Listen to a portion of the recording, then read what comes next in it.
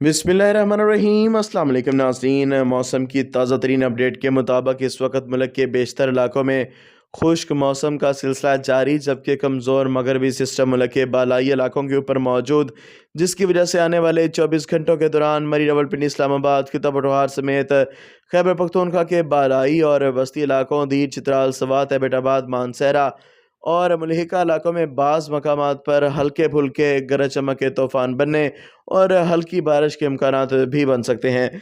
इस दौरान शुमाली बलूचिस्तान और ज़ोब, बारखान समेत जनूब मगरबी बलूचिस्तान में भी बाज़ मकामात पर बादल आने और इक्का दुक्का मकामात पर बारिश के इम्कानात मौजूद रहेंगे। मुल्क के दीगर इलाकों में कहीं कहीं मतला जुज़वी और बारालूद रहने का इम्कान, ताहम बारिश के इम्कानात मौजूद नहीं।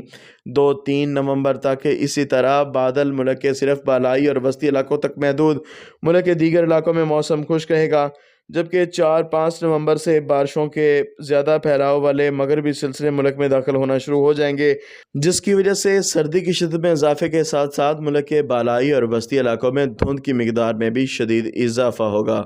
हाज़िर होंगे नई रिपोर्ट के साथ, इजाज़त दीजिए। अल्लाह हाफिज़।